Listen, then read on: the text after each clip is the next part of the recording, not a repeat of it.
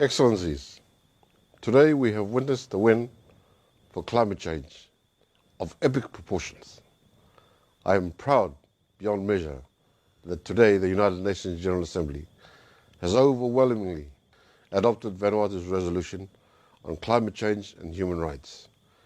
For more than 30 years, most countries have considered that their only obligations on climate action are found within the UN Framework Convention on Climate Change.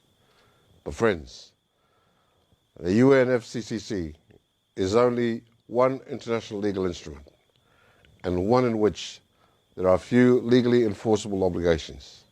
That is why we see time and time again the pledges, promises, and commitments made under the Paris Agreement seem to take us dangerously closer to the limit of 1.5 degrees.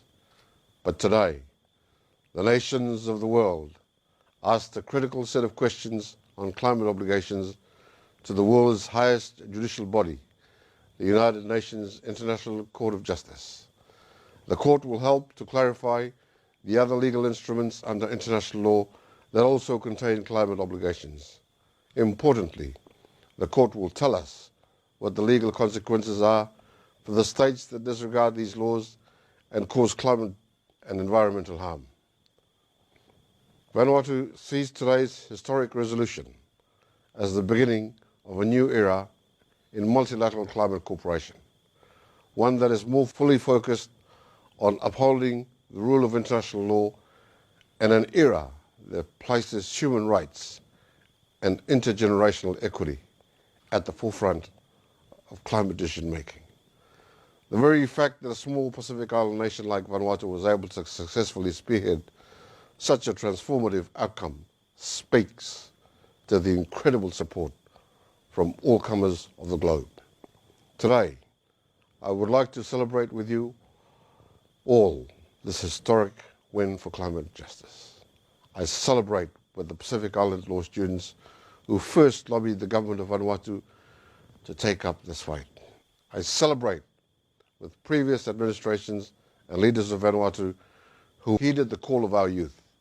I celebrate with the civil society from across the Pacific and indeed across the world who have stood by our side each and every day of this campaign. I celebrate with the leaders of the Pacific Island Forum, the Caribbean Community, and the Organization of the African, Caribbean and Pacific States, who were the early champions of this initiative, endorsing it against all odds. I celebrate with the 18 core countries of the resolution drafting group, which co-led with Vanuatu the challenging yet rewarding consultation process at the UN and beyond. I celebrate with the majority of nations from all geographic regions that eventually co-sponsored this resolution for us. And most importantly, I celebrate today with the people of Vanuatu who are still reeling from the devastation from 2 back-to-back cyclones this month, caused by the fossil fuels and greenhouse emissions that they are not responsible for. To my people, today shows us that the world stands with Vanuatu. This celebration is a win for the rule of law, for protecting human rights, for improving multilateral climate cooperation, for climate justice, and for acting with ambition to address the planetary climate crisis. The road ahead is long, and we need countries to approach it with purpose. I hope that all countries will make robust and progressive submissions so that the International Court of Justice can make its advisory opinion based on the best legal interpreters on the planet.